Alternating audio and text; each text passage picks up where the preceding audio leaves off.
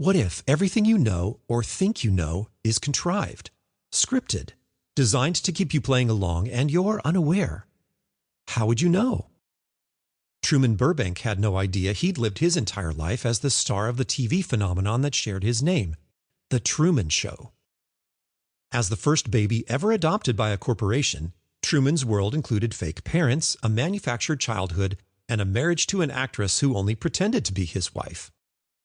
Only when cracks in the facade became apparent, a spotlight fell from the fake sky, car radio accidentally broadcast cues of his movements, and a fake elevator revealed a hidden room, did Truman begin to question the authenticity of everything he'd ever known.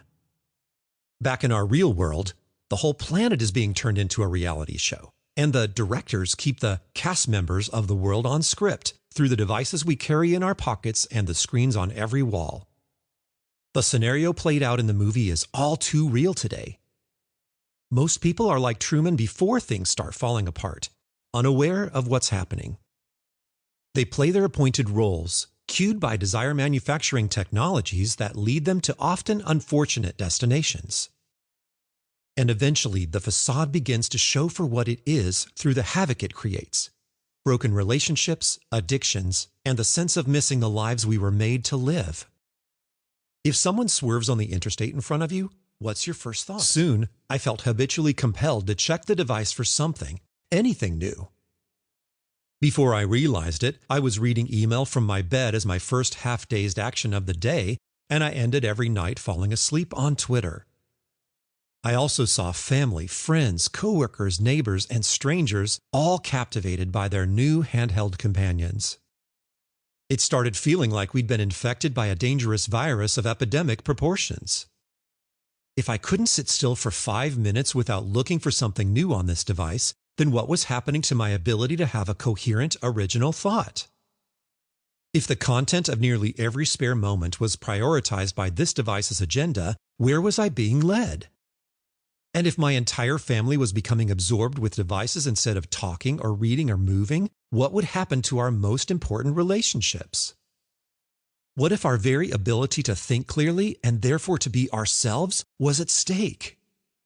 As a web developer, I knew how it all worked, and I was conflicted. Obi-Wan sends him away with the now familiar gesture, injecting the thought into his weak mind.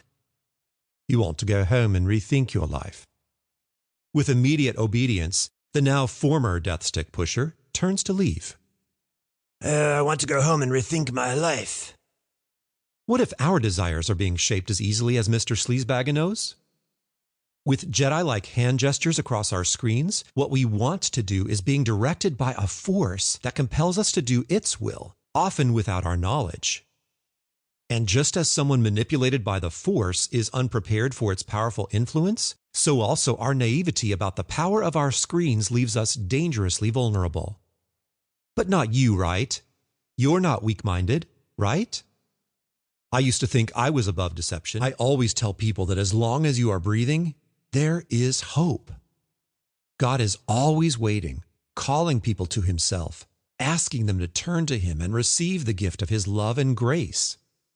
Jesus is standing at the door knocking, from Revelation 3:20, patiently waiting for whosoever will to open themselves up to him. Please, don't let the enemy use your past to keep you in chains in the present in order to derail your future. Rest in the knowledge of this truth. You are loved, and there is always hope. But again, the fact that there is always hope doesn't mean we have time to waste. What we do today matters more than any of us realize.